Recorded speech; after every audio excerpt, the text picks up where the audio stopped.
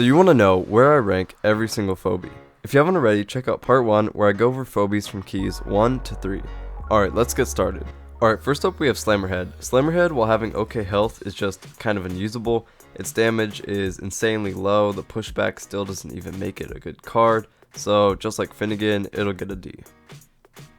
Next up is Moley Bully. Moley Bully is a solid 4 cost, its ability to traverse under terrain is a nice bonus to its high damage, but there are simply better 4 cost options, so it'll get a C tier.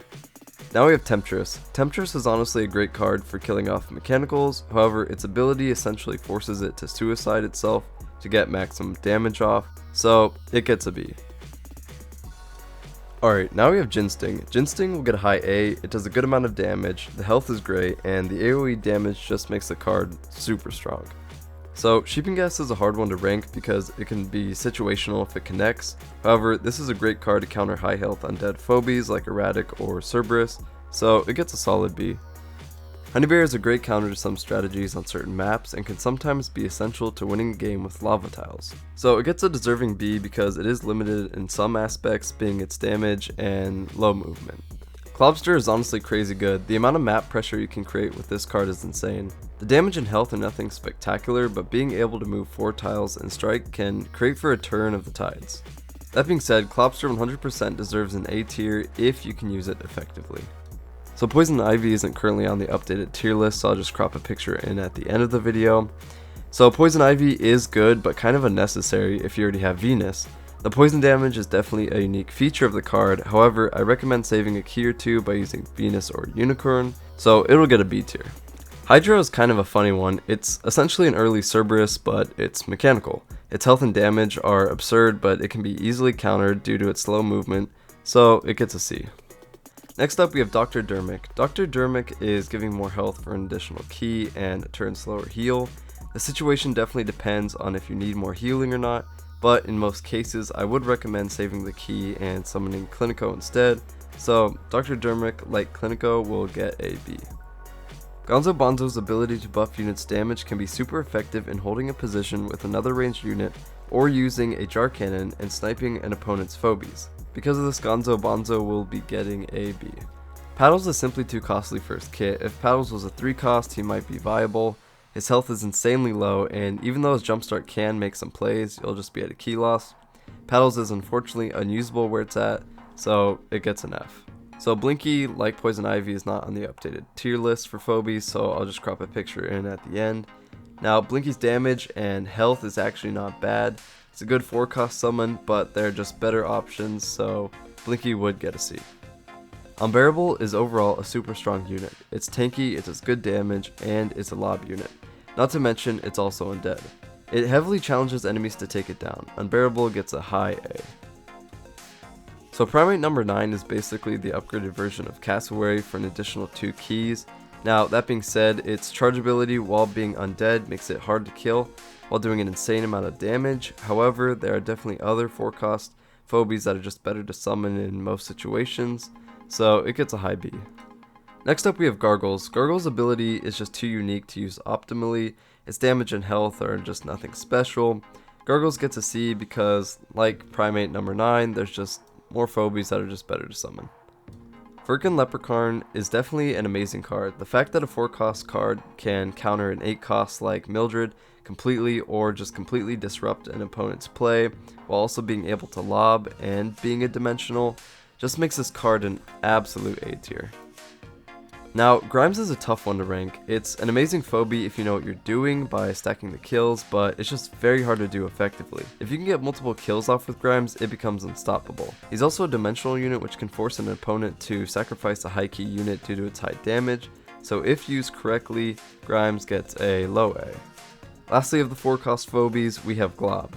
Glob's ability is honestly super cool, but way too difficult to get off unless your opponent makes a big mistake. Because of this, Glob will just get a D. Alright, now it's time to move on to the 5 cost phobies. Starting us off is Staremaster. Staremaster is honestly like a faster and tankier Gesundheit. It's honestly fairly strong and can be very effective, so Staremaster gets a B. Next up is Quagmire. Quagmire is a great tank to summon instead of a higher cost key phobie. If you need to cap a point without dying, Quagmire is definitely the choice. The fact that he can also passively heal makes him super viable in most situations, so Quagmire gets a definite A.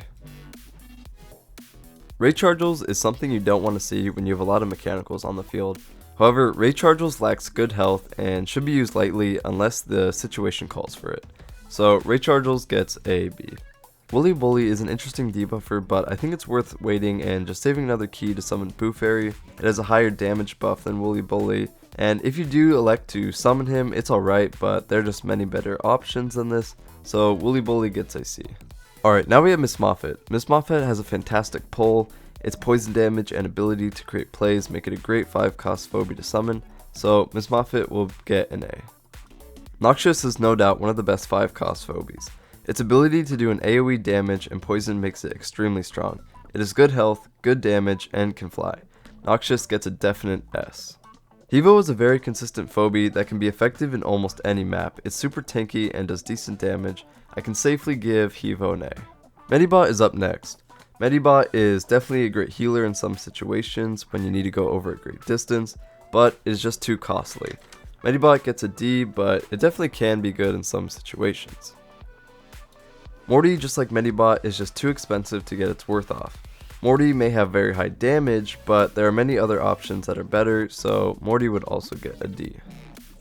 Fetch is next, and Fetch is honestly kind of a hit and miss. It's essentially a much stronger Finnegan, its damage is high and its health is nothing special, but there are better 5-cost to summon, so Fetch gets a C. Smiley is an amazing counter to basically all units except mechanicals. It's great if your opponent either has a lot of undead or clumped units. Having an infinite source of damage makes Smiley with no doubt an A tier. Psyclops is a very sturdy summon. It's very similar to Staremaster, but it's tankier for a slight fall off of damage and is dimensional. It's honestly a decent summon in most situations, so Cyclops gets a B. Up next is a Phobie almost never seen. Charon or Charon is simply way too difficult to use even though its ability is super interesting. Charon's stats are also not very good in comparison with other 5-cost, so Charon gets a D. Now we have Baba Yaga. As much as I like the concept of an AoE trap, it's just super expensive. Using something like Venus, Unicorn, or saving the 2 keys for Fire Ant is definitely a better bet. Baba Yaga's stats are still very strong though, so it gets a B. Finally, of the 5-costs, we have Doom. Doom can be a great summon if your opponent summoned either a trap Phobie early or just has multiple trappers on the field. The fact that you can see not only where the traps are but disarm them puts Doom in B tier. Before we continue with the video, I want to make a quick announcement. I'll be having some community events in my Discord, and I'll have a link below for that if you're interested in winning some free coffee. I'm also considering streaming on Twitch, so if you're interested in that as well, let me know, and I'll have a link below for that. Alright, back to the video. Moving on to 6-cost key Phobies, we have Boofairy. Boofairy is honestly super strong, and I'm really surprised I don't see it more often in the higher elo. Its ability to essentially cancel out an entire Phobie's damage makes it super effective to make a charge or just push an enemy back. Because of this, Boofairy gets a B. Next up we have Klepto. Klepto's AoE is definitely nice, but there are just better options to summon. It can definitely be great if you have the extra keys or if your enemy has a lot of grouped units. Otherwise, Klepto is really not worth it, so Klepto gets a C. Similar to Klepto's situation is Hematic Ginsting. Hematic Ginsting is just too expensive to be worth it. It is much better to summon the regular Ginsting for 4 keys instead of 6. The extra health and damage is just not worth it. Hematic Ginsting will also get a C. Rambolina is a Phobie that holds a lot of pressure on the map. That 3 movement really allows Rambolina many options for different plays. Its AoE knockback ability is also nice to have, so Rambolina gets a B. Blondie, much like Hydra, is too slow and predictable. It is only good if you are able to get close enough to use the ability, which is extremely difficult to do if your opponent is playing correctly, so Blondie gets a D. Next up is Zappy. Zappy, just like Stabby, can reflect damage, but is a fantastic counter to other mechanicals. Zappy is honestly super strong because of the amount of reflect damage it does to mechanicals. Zappy gets a comfortable placement in A. Now we have Cerberus. So in the high ranks, Cerberus is practically unplayable, it is just too slow and can't create dynamic plays. I would say it is good if your opponent isn't ready for it, however there are just many better options, so Cerberus gets a D. Erratic is surprisingly strong in actually virtually every game. If you can get an Erratic into an optimal position, your opponent has very little chance of coming back. Erratic holds an insane amount of pressure by forcing your opponent to not group their Phobies. Erratic gets a high A. Jeeves, just like Baba Yaga, has an interesting trap mechanic. If you can effectively get off Jeeves' traps or set up 1 or 2 before a fight, it can be completely game changing. Jeeves gets a definite A tier. Non-Crushmore is fantastic when there are maps with terrain, not to mention it also can lob. Crushmore has great health, great damage, and is dimensional. Crushmore is very dynamic, and it definitely deserves a spot in A tier. Octo Naughty is very similar to Miss Moffat, but it's one more key cost for its passive range. Octo Naughty is definitely strong, but Miss Moffat is just definitely a better place to spend your keys, so Octo Naughty gets a B. Next up is Paschetti. It's interesting that Paschetti's ability is range, however it's a melee unit. Diseasing a unit is extremely strong, but Paschetti's disease is very low damage, which forces your opponent to shove into you, which honestly might not be what you wanted. Overall, Paschetti's stats are actually very solid, so Paschetti gets a B. Following Paschetti, we have a unique Phobie, Alistair. Being able to heal all the damage you deal can be a strong tool. Alistair is basically unkillable in all 1v1s and some 2v1s, but can be easily picked off if not positioned correctly.